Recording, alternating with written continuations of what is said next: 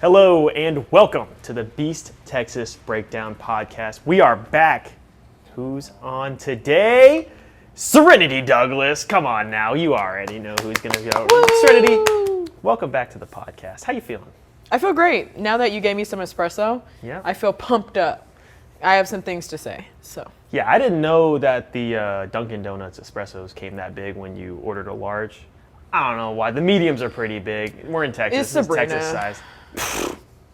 Not gonna complain.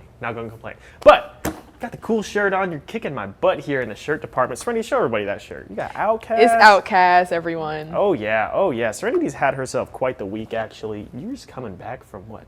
Vacation. Vacation? Where you go on vacation? I went to Miami, and I also went to the Keys, which is like more so retirement. So it's pretty chill. Chilling up with the geezers. Yeah. Having a good time with the geezers. All right, well now you're back. Now I'm back. Back in the sports department. Let me handle things for a little bit here. Get my toes dipped in the Love water. it, and you did fantastic. Thank you, appreciate it. We are back to regular scheduled programming. But you know what that means. We're gonna kick this podcast off. Right. What are we doing? My Serenity, favorite segment. It is the best segment in the world. First up on What Are We Doing? This one hit Twitter hard. Come on now, new era. What are we doing? What happened here? I'm sure you saw this before. I did. New Era ran a special edition hat, and they put the logo over a logo, and the overlap actually spelled out, I won't say it, but a word, that's a little bit more of a slang word in Spanish that, talks about. It took me a while. I had to sound it out.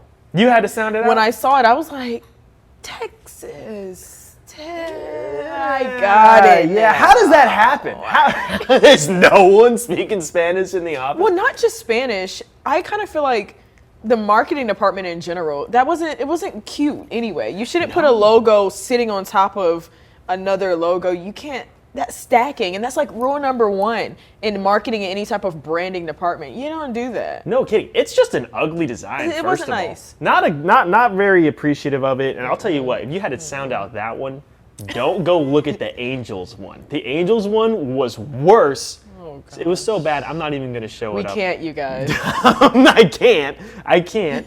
But you should go sound that one out. See how it works out for you. I was disappointed in them. But we have another one. We're not done with our doing. We have one more here. So the Dallas Mavericks, they've been through it a little bit. So they decided to hit the golf course, a few of them. Najee Marshall, Caleb Martin. Check this out. And God. Look at this swing. Check this swing. Okay. I believe this is Najee Marshall. Oh my gosh. Oh, the follow through with the full send. The one hand swing. Get a load of that. Horrible. This ain't baseball. Allegedly, in the video, they say he hit the green, which he didn't hit the green. Ain't gonna hate if it works. I've seen my golf swing. That was horrible. He just cocked it back and then just one hand. Forgot about any type of. I don't know. That was horrible. But you know who's good at golf? Steph Curry. He got like a hole in one. There's some basketball players that are good at golf. Yeah, they usually do some type of celebrity golf tournament, and Steph Curry is fire at it. But maybe it's just because his accuracy on the court and on the greens is just good. So I don't know. I'm a little bit disappointed in that. Yeah, he's really good at putting the ball in the hole. Serenity, are you a golfer? I am not a golfer. You're not hitting the driving range. You're not hitting the links. I'm not hitting any driving range. I'm not. I went to Topgolf. Yeah, no. And I actually don't, I can't line it up. So like I'll feel like this is going to be the one, and then I miss the ball completely. Well, here's the problem. When I golf, and it's not often, but I'll do it every once in a while. The problem is the golf ball doesn't like to stay on the course. Okay. Oftentimes I find a backyard. Okay. Maybe a nice wall to hit it into. Someone else's green.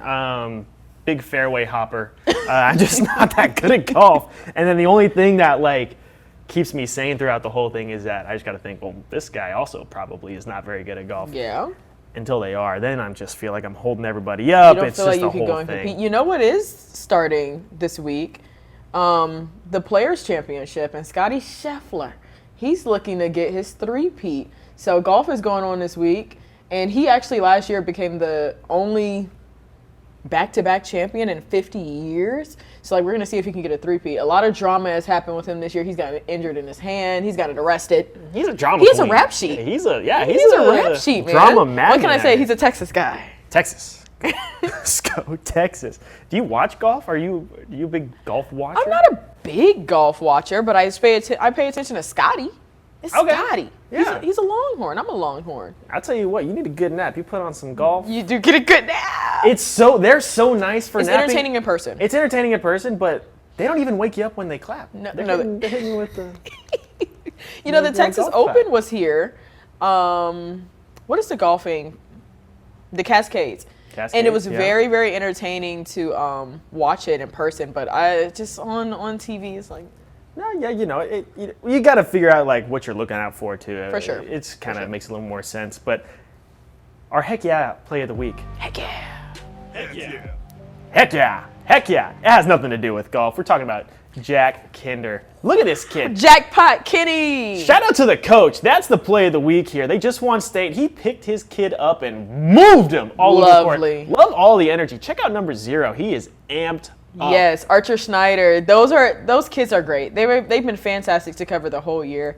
Talking to their coach, Greg Jenkins, the one picking up Jack, he's just dope. He's the AD and he's their coach, and he is fired up. If you have covered Martin's Mill, he is on that on the court side, screaming his head off. But they're fantastic, and the kids are great. It's really great to know that they finally got over that hill. Yeah. I mean, I knew they were such a good basketball school. I guess I didn't realize that their men's team just hadn't. Not for a gotten couple there yet. years, It's and been a especially while. seeing the girls' team being able to pull it off back to back. I really, really wanted it for them this year. Last year, they got knocked out by Beckville just because Jacoby Williams, who's now at Texas Tech, was just balling on them. But if we're being real, Martins Mill was the better team last year, too. But now they were finally, like you said, able to get over that hump. They deserve it really well. Great, just love to see it. And actually, that kid right there, Jack Kinder, did just commit to did. Laterno. Laterno. So he doesn't have to be on the What Are We Doing anymore. He doesn't have to be on the What Are We Doing? They picked him up. Good pickup, D3 school. He has a good opportunity to play some ball, move his way up he's in a the world. three-point record holder. He's a great kid. Yeah. He's not the biggest kid in the world, but he can shoot. He can shoot. He can shoot. Every He's team accurate. needs shooters. Every team needs shooters, including the Cowboys. It's time to talk Cowboys. I love it. They can get serious music when they get back to the playoffs. When they get serious. You when get they serious music when you get they serious. can get back to the playoffs. They can get some cool, serious music. Cowboys have been a little active lately. Okay. Free agent negotiations opened up on Monday. They haven't been super aggressive, but also Jerry Jones said that. They said that they're not going to take a super aggressive approach. They're not going to try to, what did they say, fill roster spots using free He's agency. like, we're not filling it. He said, there are no voids. There are no holes in our program. Yeah, there are. Well, programs that Jerry. go 7 and however many games they lost, that sounds like holes to me. And even if you can attribute it to injuries and stuff like that, that just means what? You don't have depth. Yeah. You don't got So guys that can step in and essentially, compete. you do have holes You do have holes. in your program. Jerry, please. Oh, yeah. No, people have been begging Jerry, please. But they did have a few signings. They did. Serenity, you are really impressed by one of them. Tell me about Turpin. Cavante Turpin. Man, I mean, what can you say about him? He's going to be the highest paid special teams player in NFL history. That says a lot with $18 million. So now he's going to be kept with the Cowboys for another 3 years. Everybody, I think his highlight this season was his punt return all the way back against the Commanders. So, he's dope. And I'm happy that they're investing into their athletes, but I'm kind of like, when are we going to get that with Michael Parsons? Yeah. When are we going to get that with the O-line? Now you gotta replace Zach Martin, a veteran like that. So I wish I would see some pieces like that. They did sign 2 defensive linemen, though, Solomon Thompson and Turner. But I want to see a little bit more. But, yeah, Cavante Turpin was my favorite for sure. And those special teams players can make such a difference. Yeah, nothing flips a game more than a big special teams play. And they signed a few of them. They re-signed the long snapper on that end Yeah, of they the ball. did. But Important special position. teams does a lot. I mean, you look at 2 years ago now with Deron Bland before he got hurt. He got the most pick sixes in NFL history, or tied it with 6. So it was like I mean, invest in your players. Invest in your players, invest in the good ones. Yes. But they did pick up in a space where they needed it, the running back room. For a player that I really like, actually, this is Javonte Williams. We talked a little bit about him on the newscast. I was able to kind of get a good look at him. I mean, he was in Denver when I was in Denver going to school, interning up there at 9 News at KUSA, and I really like this guy. Nice, strong back. He's coming out of North Carolina, had a strong rookie season, but then he had a bad injury. He tore a few ligaments in his knee, very similar to DeMarvion Overshown, what we saw out of him. Came back, wasn't exactly the same player. You know, we see that a lot with running backs. And then the year after that, a little bit more production, injury bug still got him. So I think right now what he needs is a new space. And that's exactly what the Cowboys can provide for him. And it's not like they're committing to something big here. Right. It's a one year, $3 million deal. If it works out, great. If it doesn't, it doesn't. He's a great addition to the room, tough runner. He's a great pass protector and has a ton of vision. I love this pickup. And if he can get back going to rookie season, that you have your running back. Yeah, I like it too, especially after they let go Elliott again. I mean, hey, it's about this time for you to start rebuilding on the running back room for sure. No kidding. And, I mean, what else would you want to see the Cowboys pick up? Ooh. I want to see a wide receiver number 2. CeeDee Lamb is great. He just got fat money last year, but then they ended up putting this cap on him. But I want to see another wide receiver. I want to see somebody else where it's like CeeDee Lamb could be out for a bit, or he could just be chilling, especially in the first couple of games, and it's like somebody is there who's reliable as well. I think that's really what they could use, especially with this new addition of the running back. I think getting somebody in that wide receiver room would do a lot for them. I mean, and Cooper Kupp, he just got released, and there's been some rumors circulating. I think he would be a fantastic pickup. You know, you have to worry about, CeeDee Lamb and Cooper Kupp. Cooper Kupp, obviously not picking up maybe as much production as he did a few years ago. That's still a dangerous receiver. No, I think so too. I think so too. Maybe even throw a tight end in there. I think we could use a big boy. Travis Kelce? Travis Kelce. It would be fun. It would be fun. I don't know if he would come down here to Dallas, but I think if we're learning based off of things we've seen in the past, Dak Prescott's gonna get hurt, and they just have zero answer at that position. They have none. It is incredible how little they have at that quarterback position outside of Dak Prescott. It would have been fantastic to pick up maybe like a Justin Fields. Ooh. Someone that can step in there, maybe not your best guy, but he could get something going on that offense. They just have nothing. Maybe there's somewhere in the draft where you can kind of pick a guy up, develop him a little bit. Maybe trade for something, trade up. Trade for something, because it's a big hole, and Dak Prescott gets hurt way too much for you to not have anything there. They just put a salary cap on him too. Of course. And like you said, they have to cover that right guard. So you got to do something about Zach Martin, and that's a big old hole where you clearly didn't have to worry about it for a while, and now you got to worry about it. And now you do. And that market for them that's a drying up market. There's not many out there yet, so maybe you have to go into the draft, but I don't know if this is a really heavy O-line draft, so we'll have to see about that. It's going to have to be one of the many questions the Cowboys are going to have to answer. You feel that O-line. I mean, we heard about Ashton Jeanty, a possibility of him coming to the Cowboys. What I liked about the Javonte Williams pickup is that maybe you don't really have to worry about picking up a Javonte or a Ashton Jeanty. You can worry about that maybe. You don't have to worry about it at all. You can go use that pick for maybe an offensive lineman. You can use it for somewhere else where you need a backup quarterback, anything really. Something other than a running back. Because I don't like really picking up running backs, to be honest with you, because you have one good one, and I think you're solid. Well, you're solid, and then it's a big use of space for something that probably isn't going to be there for that long. Okay. Running backs in this league are so use them and abuse them. They get the crap beat out of them for 2 years, then you kick them to the dirt. That's kind of what the Broncos did with Williams. Williams still has a high ceiling, in my opinion. He's a very productive back, but he got hurt. And, there's just not much room out there for a running back that got hurt and just hasn't shown what he used to be. Yeah. So I like the running back room right now. I like that they probably don't have to go pick one up out of the draft, at the top of the draft. And I like where they are later on. Okay. So, Serenity. That leads me to my next question, because in Dallas, we've had a tough sports go. And I'm tired. Cowboys missed the playoffs. But the Mavericks, as much drama is going on. They had 8 players on the court. It's 8 brutal. players. They get traded. Klay get Thompson injured. is tired. Klay He Thompson is literally said he's tired. He- but he's dedicated to the team, which is great. He's But I'm- carrying the team on his back right now. is. I mean, they had a pretty productive night the other night against They San did. Antonio, against a Wemby-less Spurs, I will say. But They did win 133, 129. this team is in 10th right now in the Western Conference.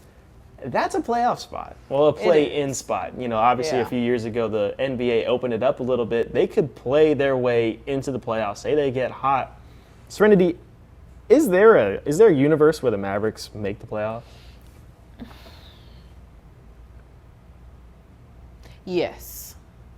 Yeah, there is. Because why not? But should they? No! No!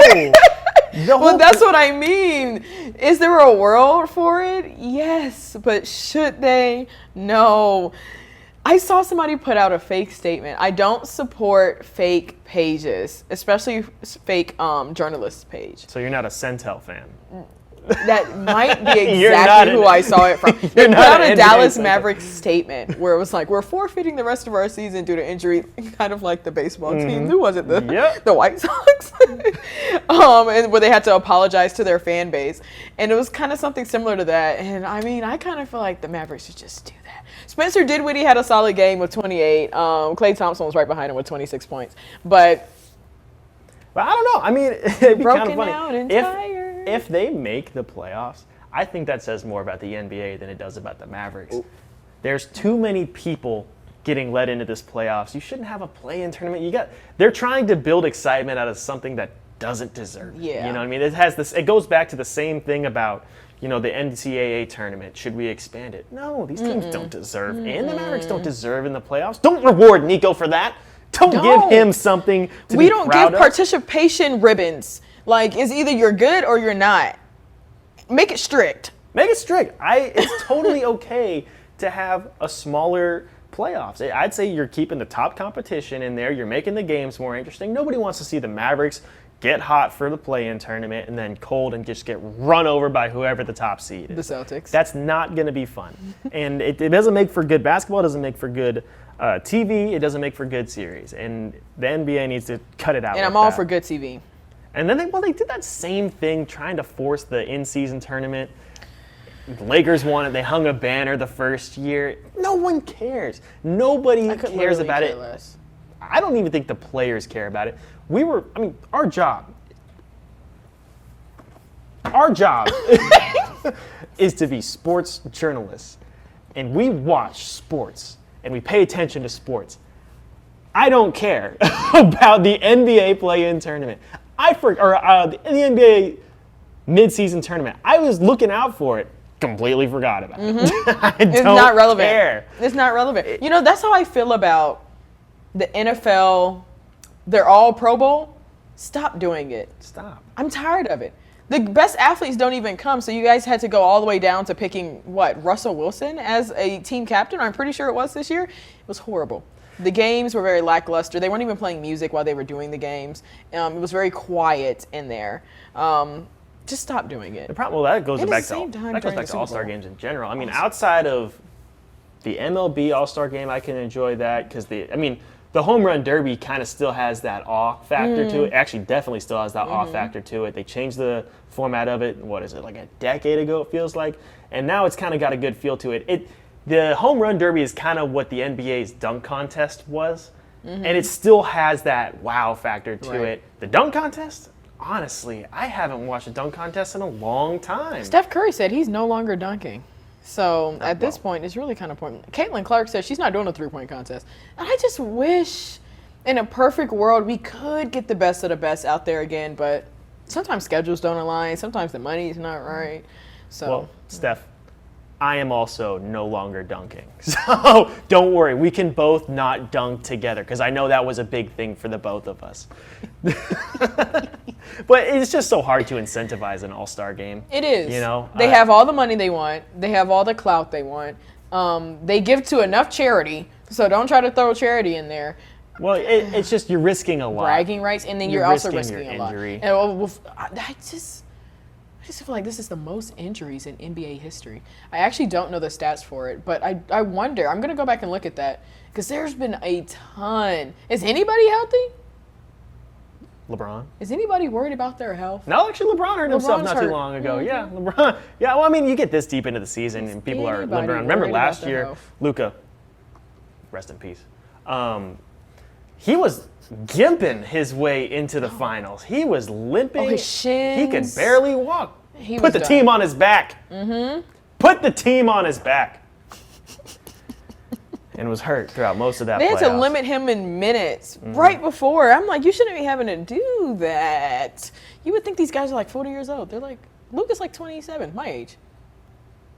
Yeah, I Yeah, never he's thought. like You ever think 27, about that? 28. It sucks thinking about these guys are like, dang, these professional athletes are my age. You know, Juan Soto is like 2 years older than me. What's he doing? He's making. No, I think about that with Jake Ottinger for the Dallas Stars, man. I'm pretty sure he's like 22 years old. I think there was somebody with the Stars who was so young, and I'm like, whoa, that's crazy. Yeah, they're like, what am I doing? I'm not making a gajillion dollars. We're here talking about them, giving people what they want. I'm out here ordering off the dollar menu at Taco Bell. I'm like, well, the nacho fries are getting a little pricey. I don't know about all that. It's all good. It's all good. It is all good. You know, it's still yummy. It's still yummy. Hey, I love nacho fries. Me too. Serenity, Love it. yep.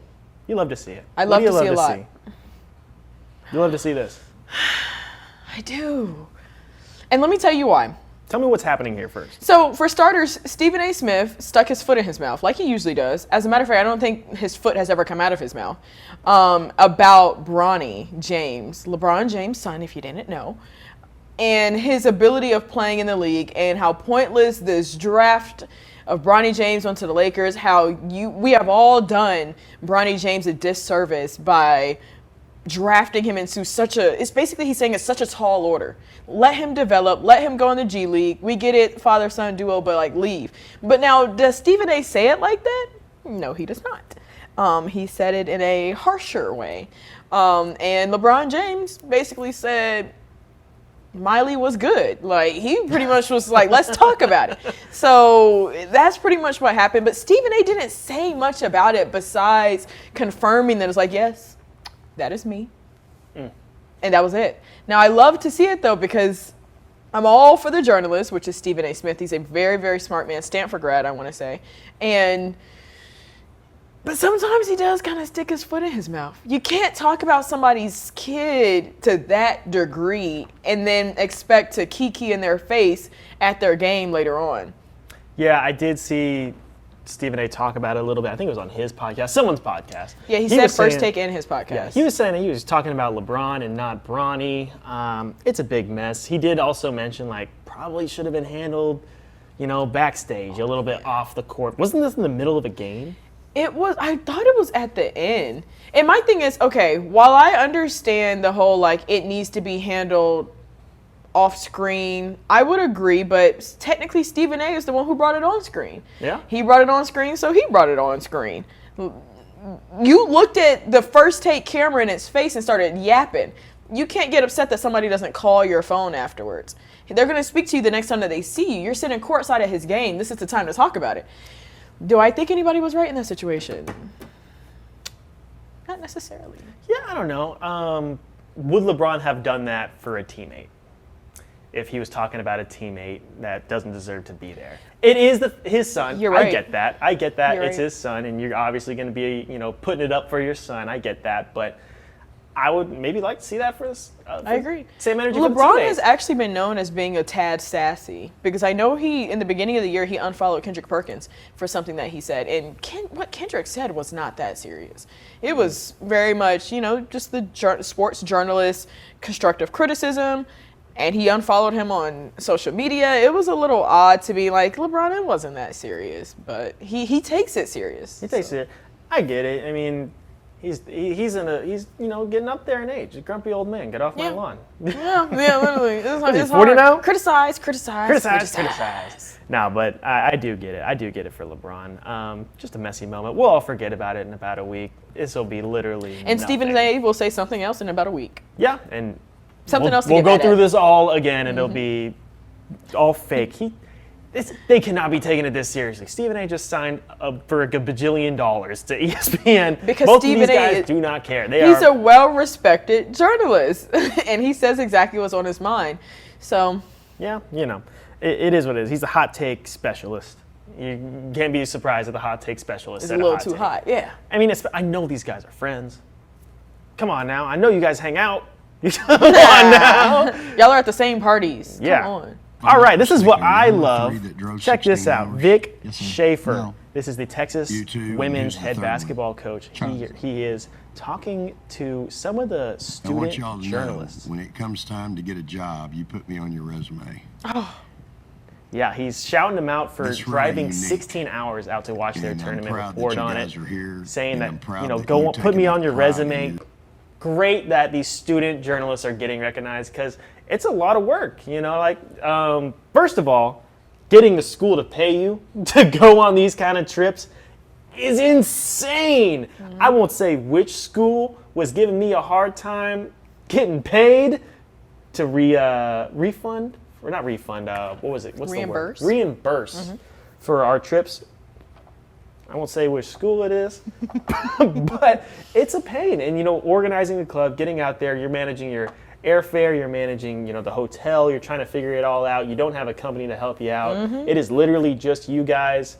It's tough. And then even just trying to get the respect in the field. I've seen a lot of people, opening up and being a little more receptive towards Absolutely. student journalists these days. Deion Sanders did it. This guy did it. A few other people are talking about it. It started a conversation. Even Feinbaum was talking about being a student journalist, and that's kind of how he got his start. So it's great to see, especially as a former student journalist, months ago, way back then, right? It's great. You love to see it. I loved it. Seeing that, it's like it makes you tear up, especially because I've covered Vic Schaefer as a beat reporter at Texas. And he always, even after the most intense games, it gets hard out there on the court, and he's mad about this and that, but then he comes in there and he always answers all of the questions, and he doesn't overlook anybody.